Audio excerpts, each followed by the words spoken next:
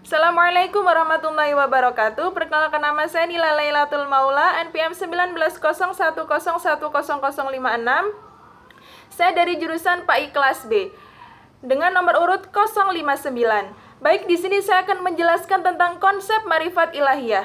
Ma'rifat berasal dari kata arafa yang berarti mengenal atau mengetahui. Sedangkan menurut Syekh Abdul Qadir Al-Jailani, ma'rifat yaitu suatu anugerah dari Allah Subhanahu wa taala yang diberikan kepada mereka yang telah mencapai pada tingkatan ma'rifat. Allah akan memperkenalkan rahasianya kepada mereka melalui zikir kepada Allah Subhanahu wa taala. Ma'rifat bukan untuk mengenal zatnya Allah, tetapi ma'rifat untuk memikirkan ciptaan-ciptaan Allah Subhanahu wa taala yang ada di alam semesta ini.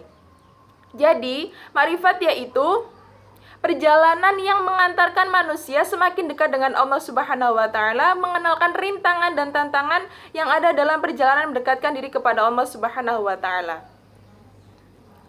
Tujuan ma'rifat yaitu untuk mengetahui rahasia-rahasia Allah Subhanahu wa taala dengan cara selalu beribadah kepada Allah, selalu berzikir kepada Allah, selalu mendekatkan diri kepada Allah, mengenal Allah secara mendalam seakan-akan kita berhubungan langsung dengan Allah Subhanahu wa taala. Qalbu atau hati merupakan kedudukan ma'rifat. Karena hati tempat diberinya ilham oleh Allah Subhanahu wa taala atau wahyu dari Allah Subhanahu wa taala. Hati yang sudah bersih dari sifat-sifat tercela akan mudah mendapatkan ilmu ma'rifat. Qalbu merupakan segumpal daging yang apabila hatinya baik, maka baik pula perbuatannya, dan apabila hatinya buruk, maka buruk pula perbuatannya. Alat untuk mencapai ma'rifat, yaitu suatu cara atau jalan untuk mencapai ma'rifat, yaitu menggunakan hati atau qalbu. Karena hati manusia bisa berhubungan, bisa berkomunikasi, bahkan bisa berdialog dengan Allah Subhanahu wa taala. Oleh karena itu, hati digunakan untuk pendekatan diri kepada Allah Subhanahu wa taala. Untuk mencapai tingkatan ma'rifat, perlunya kita sungguh-sungguh dalam memerangi ego kemanusiaan, menghindari segala penyakit hati, dan selalu mendekatkan diri kepada Allah Subhanahu wa taala. Proses pencapaian qalbu, proses qalbu untuk mencapai pada tingkatan ma'rifat, yaitu perlunya kita mengosongkan hati kita dari sifat-sifat tercela. Kemudian menghiasi diri kita dengan akhlak mulia. Setelah hati kita bersih, hati kita suci, kita akan merasakan kehadiran Allah Subhanahu wa taala. Ma'rifat sangatlah penting dalam kehidupan manusia, karena ma'rifat sejalan dengan tatanan ibadah manusia kepada Allah Subhanahu wa taala. Oleh karena itu, ilmu ma'rifat dikembangkan oleh para tokoh-tokoh Islam yang beliau sangat mencintai Allah, yang beliau sangat tekun beribadah kepada Allah, yang beliau selalu ingin dekat dengan Allah Subhanahu wa taala. Tokoh yang mengembangkan ilmu ma'rifat yaitu Al-Ghazali. Menurut Al-Ghazali, ma'rifat yaitu mengenal Allah Subhanahu wa taala lebih mendalam dengan mengetahui rahasia-rahasia Allah melalui zikir kepada Allah Subhanahu wa taala.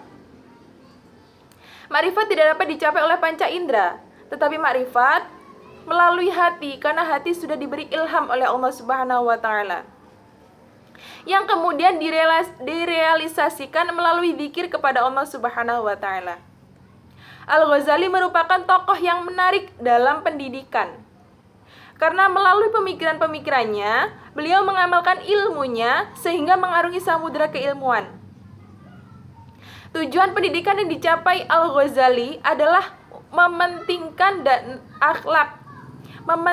agama dan akhlak, supaya tujuan pendidikan menjadi jelas, menjadi terarah untuk mendekatkan diri kepada Allah Subhanahu wa taala.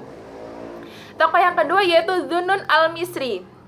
Menurut Dhunnun al-Misri, ma'rifat hanya terdapat di hati seorang sufi, karena hati seorang sufi sudah bersih dari sifat-sifat tercela.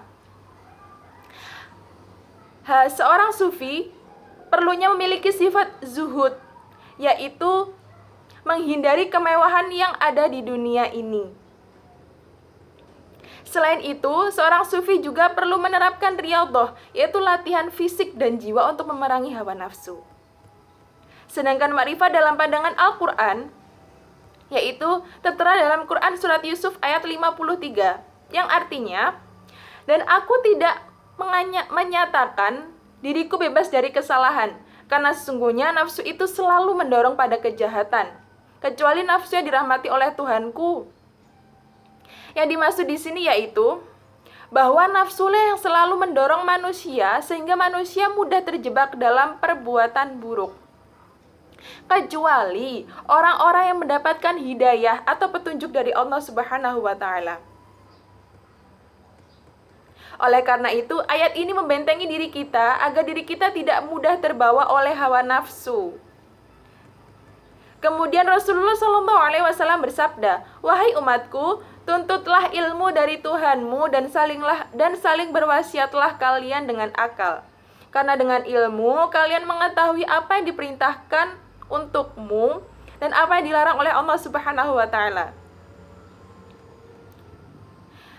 Dari penjelasan hadis tersebut bahwa orang yang mempunyai ilmu, dia akan tunduk dan patuh atas perintah-perintah yang Allah berikan dan menjauhi larangannya.